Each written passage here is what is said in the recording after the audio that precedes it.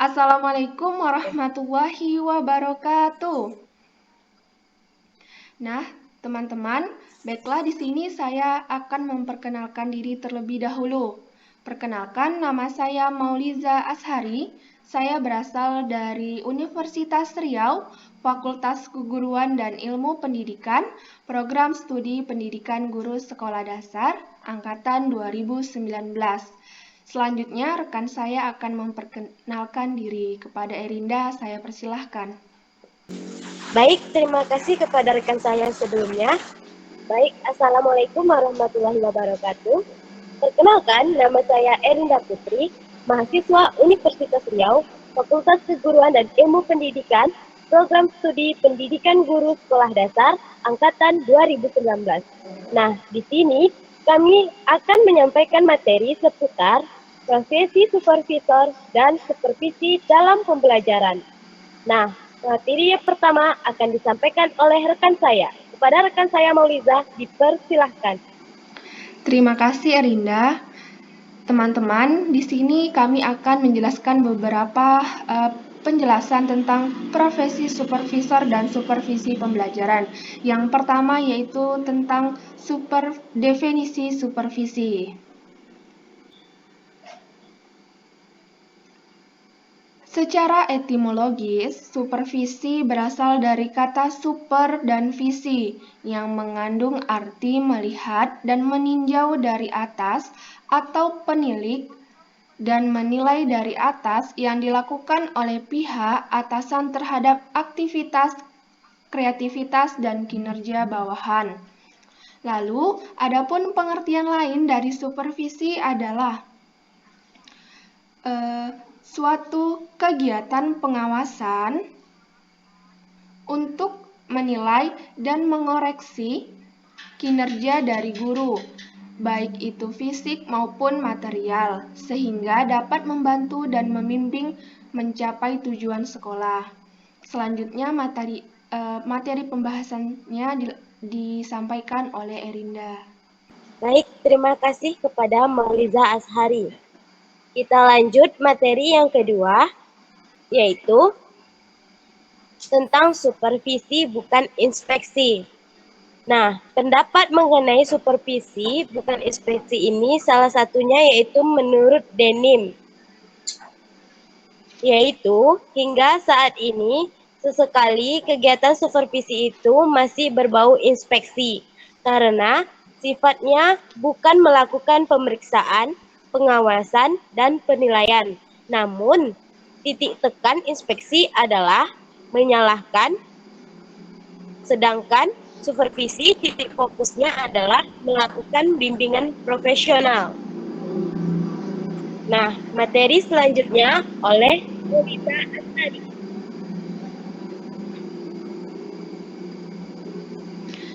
Selanjutnya yaitu mengenai tujuan supervisi. Adapun secara khusus tujuan supervisi pembelajaran adalah sebagai berikut. Yang pertama yaitu meningkatkan mutu kinerja guru.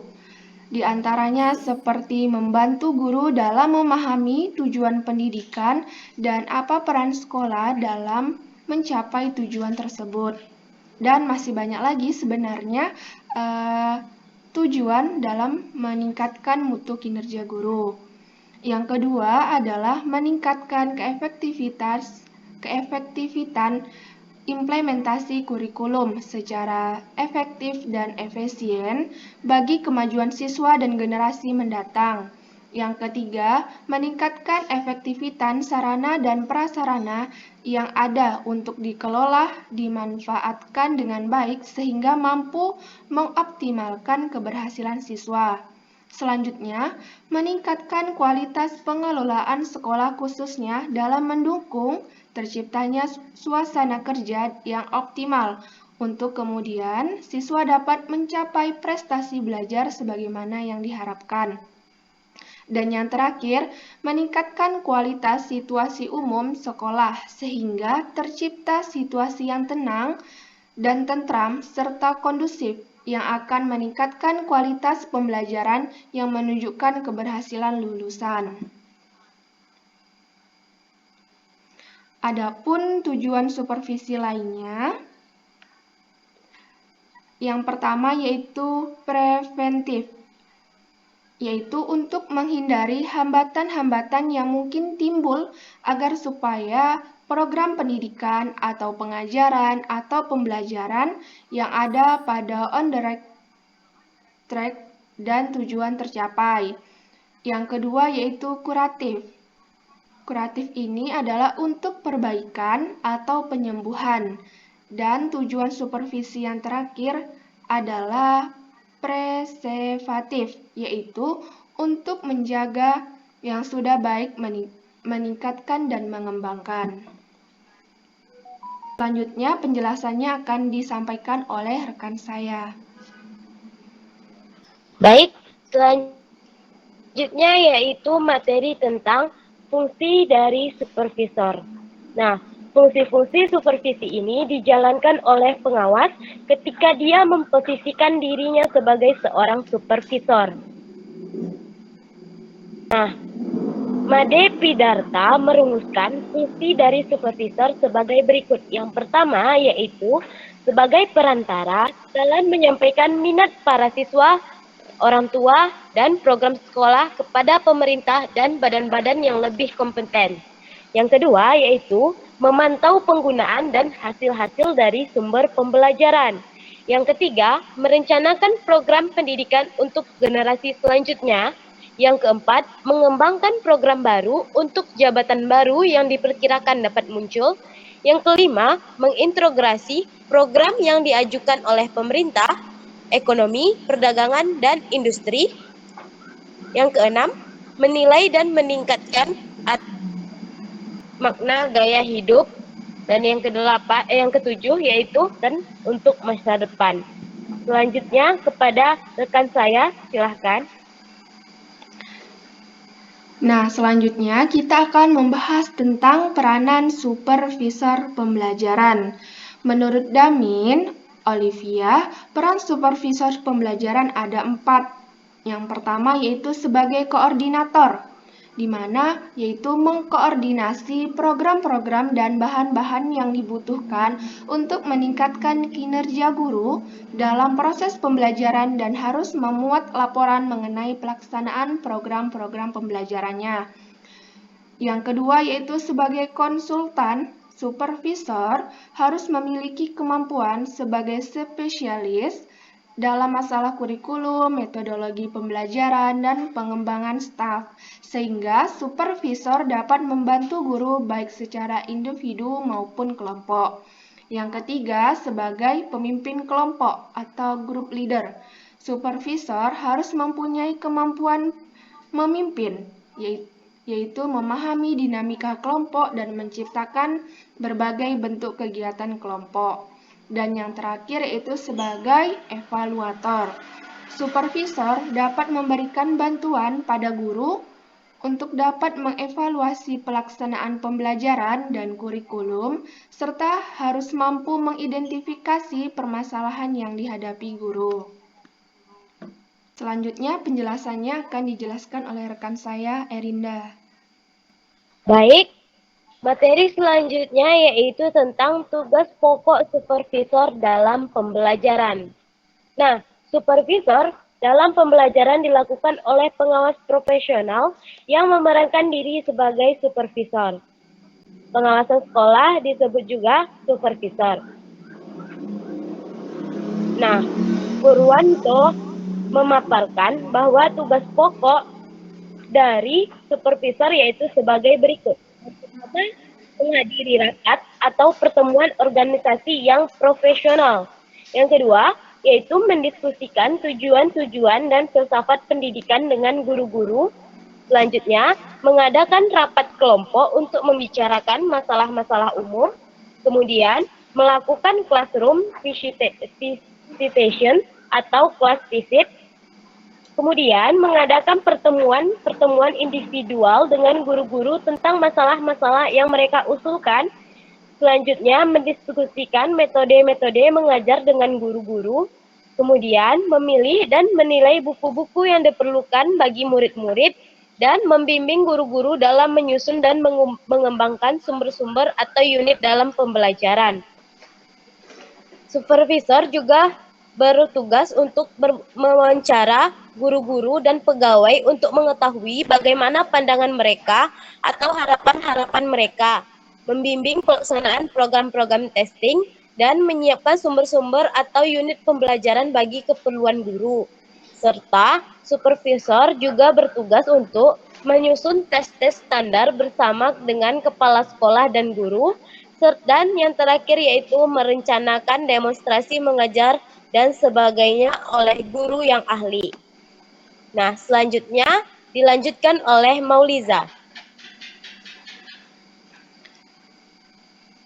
Selanjutnya yaitu mengenai kelengkapan administrasi. Dalam administrasi perlengkapan, sarana pendidikan adalah peralatan dan perlengkapan yang secara langsung digunakan dan menunjang proses belajar mengajar seperti gedung, ruang kelas, meja, kursi, serta alat-alat dan media pengajaran. Selanjutnya akan dijelaskan oleh rekan saya Erinda. Nah, selanjutnya kita masuk dengan materi prinsip penyusunan program dari supervisi. Adapun prinsip-prinsip perencanaan program supervisi akademik menurut DOD tahun 1972 adalah sebagai berikut. Yang pertama itu praktis dan mudah dikerjakan. Yang kedua bersifat sistematis dan dikembangkan sesuai dengan perencanaan program supervisi dan tujuan pembelajaran. Kemudian bersifat objektif, yaitu masukannya sesuai dengan aspek-aspek instrumen. Kemudian bersifat realistis, yaitu berdasarkan kenyataan yang sebenar-benarnya. Dan antisipatif, yaitu mampu menghadapi masalah-masalah yang mungkin terjadi. Selanjutnya, konstruktif, yaitu mengembangkan kreativitas dan inovasi guru dalam mengembangkan proses pembelajaran. Kemudian, kooperatif, yaitu ada kerjasama yang baik antara supervisor dan guru dalam mengembangkan pembelajaran. Kemudian kekeluargaan, yaitu mempertimbangkan sikap saling asih, dan asuh dalam mengembangkan pembelajaran. Kemudian demokratis, yaitu dalam pelaksanaan supervisi, supervisor tidak boleh terlalu mendominasi guru-guru. Selanjutnya, aktif, yaitu guru dan supervisor harus aktif dan saling berpartisipasi. Kemudian humanis, yaitu mampu menciptakan hubungan kemanusiaan yang harmonis, terbuka, jujur, sabar, antusias, dan penuh humor. Selanjutnya, berkesinambungan, yaitu supervisi akademik dilakukan secara teratur dan berkelanjutan. Kemudian terpadu, yaitu menyatu dengan program pendidikan, serta yang terakhir komprehensif, yaitu memenuhi ketiga tujuan dari supervisi akademik.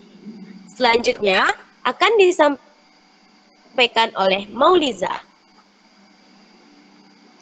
Selanjutnya, kita akan membahas tentang prinsip-prinsip supervisi.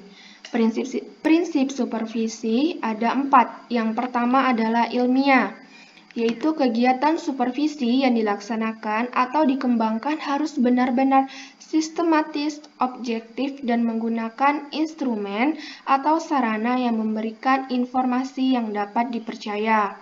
Lalu yang kedua adalah kooperatif. Program supervisi pendidikan dikembangkan atas dasar kerjasama antar supervisor dengan orang yang disupervisi. Yang ketiga yaitu konstruktif dan kreatif, membina guru agar mampu mengambil inisiatif sendiri dan dalam mengembangkan situasi belajar mengajar. Dan yang terakhir yaitu progresif, yaitu setiap tindakan yang dilakukan tidak terlepas dari ukuran dan perhatian apakah setiap langkah yang ditempuh itu sudah mencapai tujuan. Selanjutnya penjelasan akan disampaikan oleh Erinda.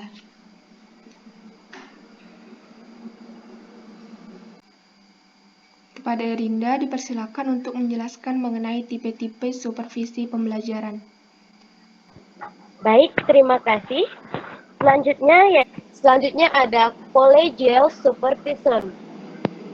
yaitu mereka yang disupervisi melakukan kegiatan pendidikan atau pengajaran pembelajaran bersama melalui forum kolokium sehingga terjadi proses give and take. Supervisor bertindak sebagai fasilitator dan observer. Selanjutnya ada mentoring supervision. Adalah guru yang paling senior membantu guru yang lebih muda dalam melaksanakan pendidikan atau program pembelajaran dan diawasi oleh seorang supervisor. Nah, selanjutnya yaitu self-direction supervision, di mana guru mengembangkan diri sendiri menurut caranya dan selalu berkonsultasi dengan supervisor. Yang kelima, informal supervision adalah ketika supervisi dilakukan secara informal dengan menggunakan pendekatan yang longgar atau tidak resmi. Dan yang terakhir yaitu inquiry supervision, yaitu menekankan pada problem solving yang dialami guru secara mandiri dengan pengarahan dari seorang supervisor. Selanjutnya, silahkan kepada Mauliza Ashari. Nah, kali ini kita akan membahas tentang teknik supervisi pendidikan. Untuk mempermudah kepala sekolah dalam melaksanakan kegiatan supervisi, diperlukan teknik-teknik supervisi. Secara garis besar, teknik supervisi dibedakan menjadi dua.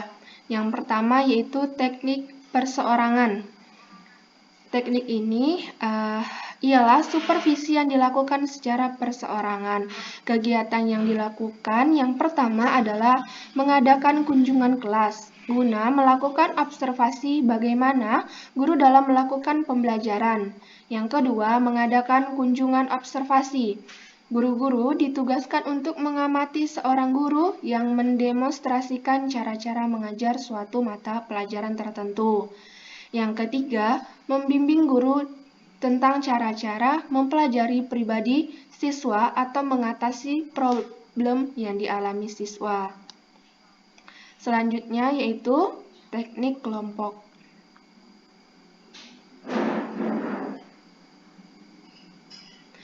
Teknik kelompok ini adalah supervisi yang dilakukan secara berkelompok. Beberapa kegiatan yang dapat dilakukan seperti mengadakan pertemuan atau rapat, mengadakan diskusi kelompok, mengadakan penataran-penataran, dan lainnya.